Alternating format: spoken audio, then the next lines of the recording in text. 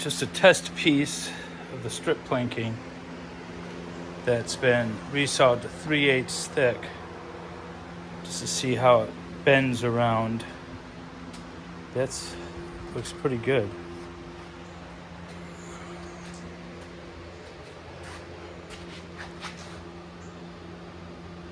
That's gonna sit well.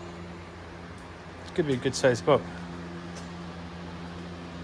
All right, so now I need to start selecting the boards for the planking.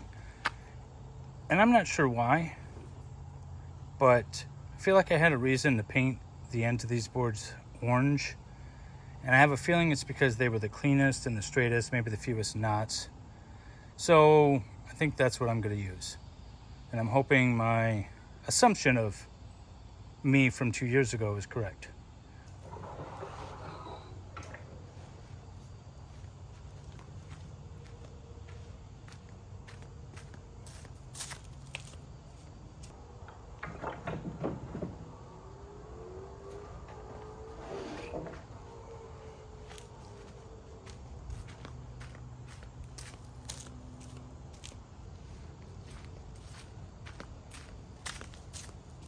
I've dug 4 of these out of the stack, and I have no idea why I spray painted the ends orange, because to me there's no discernible difference between these boards and this one below, other than these are a little twisted, and maybe I marked them because they're the bad ones not to use. But twists in this large board aren't going to matter for our strip planking purposes. They are not the quarter sawn ones, the flat sawn ones. So these probably aren't going to be good. We need quarter sawn boards. And maybe I could put a little diagram up of what a quarter sawn board is. But it has to do with the grain alignment when the board is done being milled. And you want the grain to almost be vertical, especially on the planking here. I think I painted them as boards that are not quarter sawn boards. So now I got to go back and look. I've taken a closer look at these, and I think I'm right. So I'm not going to use these, I'm going to use these.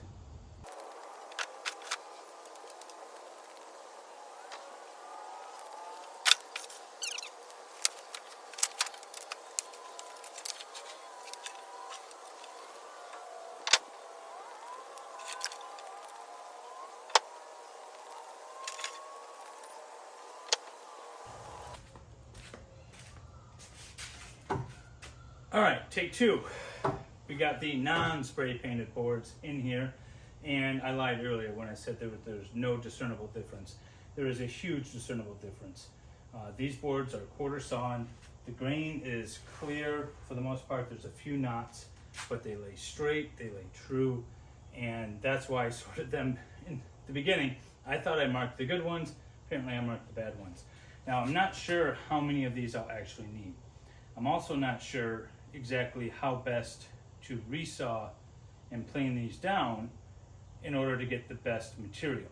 So I'm going to do it 2 different ways, and I'm going to see what bends around the boat the best. First, I'm just going to, first I'm going to run it through the planer, kind of clean up all the edges. And then I'm going to I'm going to rip a 3/8 strip. Now that's going to be going with the grain, and I don't know if it's going to splinter when I apply pressure around the hull of the boat. So if it does, then we have a problem.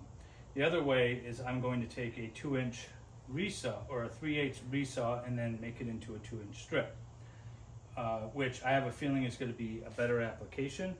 But if I can get away with just running this through and ripping a bunch, it's going to save me a ton of time. So I at least want to try it.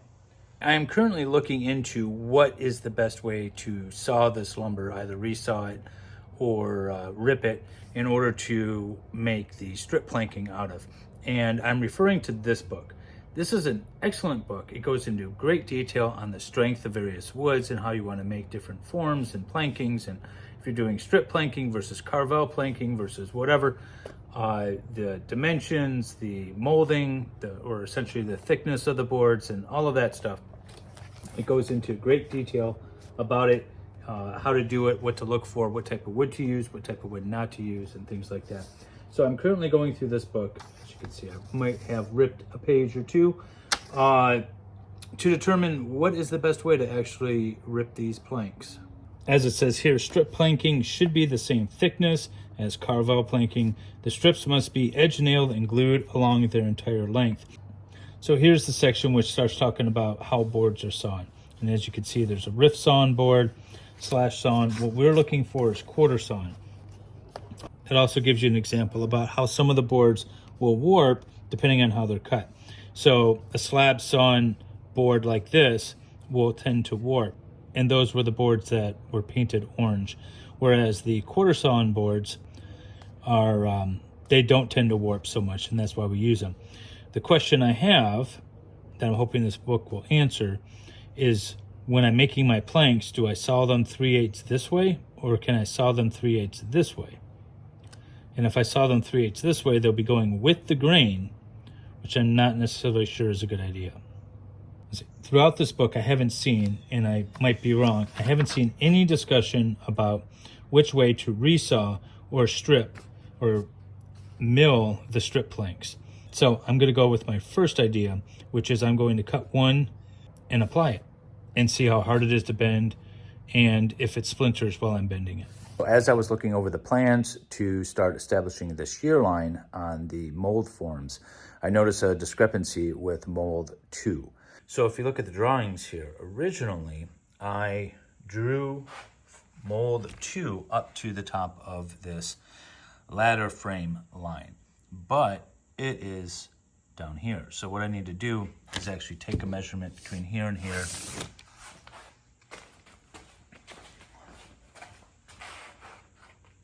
and then remove mold 2, cut the bottom off, whatever dimension that is, and then reinstall this, because this is sitting too high. And if you look at it, I thought it was a little high to begin with, and my suspicions were confirmed. If you look at a profile image of it, it looks like that bottom of the boat dips way too low. And I'll do that before I continue planing and ripping the strip planking. All right, I'm not sure this is interesting enough or if it'll even go into the video.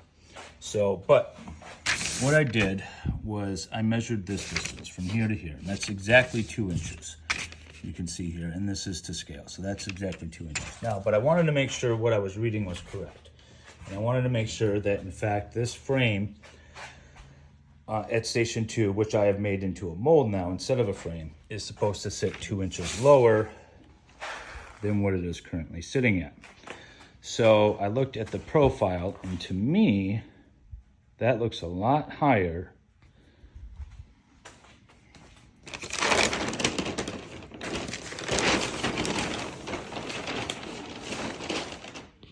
than the profile here on this drawing.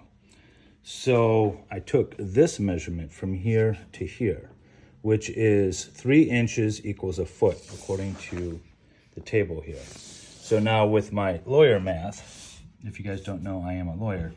So I measured this at 4.875 inches, which equals 1.6 feet.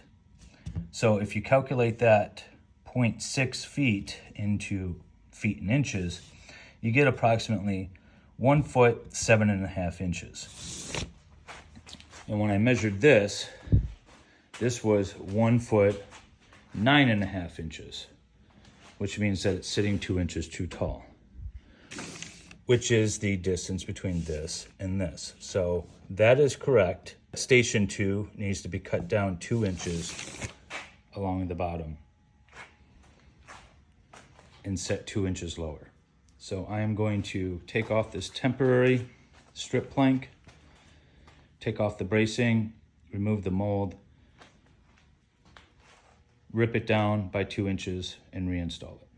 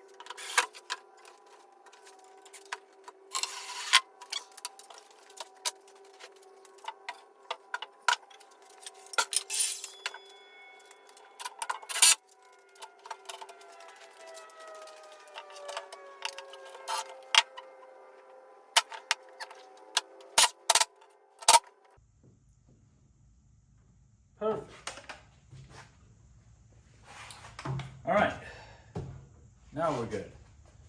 We could start planing and milling the strip linking.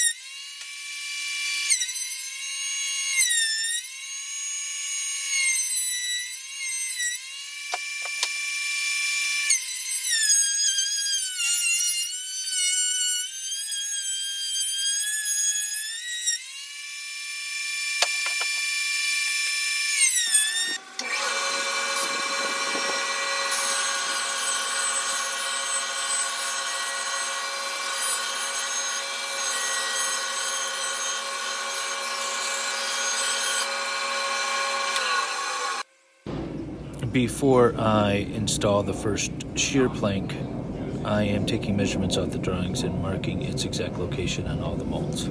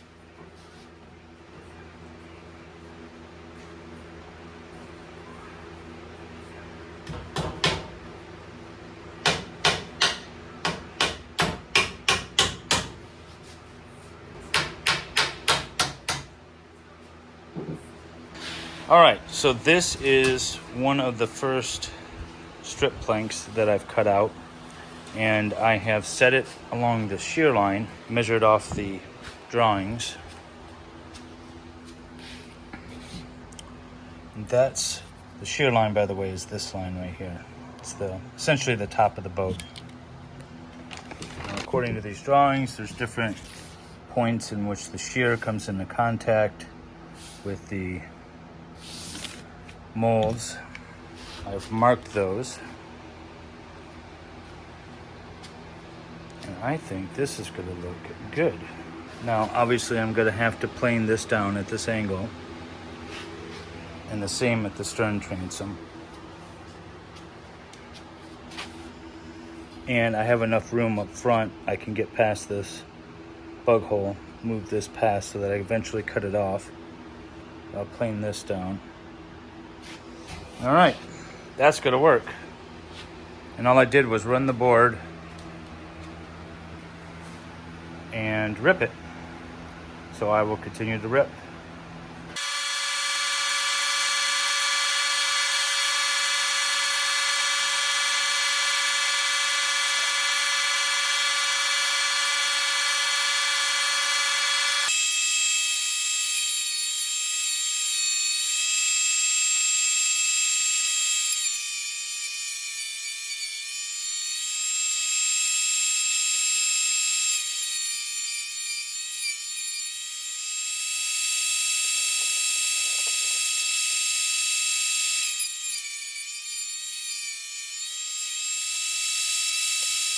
Okay, so I've been trying to figure out how to hold the strip planking in place. I'm going to cover it all with fiberglass, but I'm not sure if I'm going to paint it yet. So I don't want to put a bunch of holes in here with screws or nails.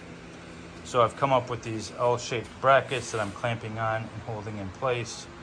And then when I put the next one on, I'll put another clamp on the other side and then squeeze them together with clamps, and I think that's what I'm gonna do. But I also wanted to make sure that I'm running the shears identical on both sides. So I brought the laser out, and these are sitting in the exact spots the correct spots. So I am going to now mark these in case they move. I can put them back, and then I'll work my way down to the transom and make sure that they are the same on both sides.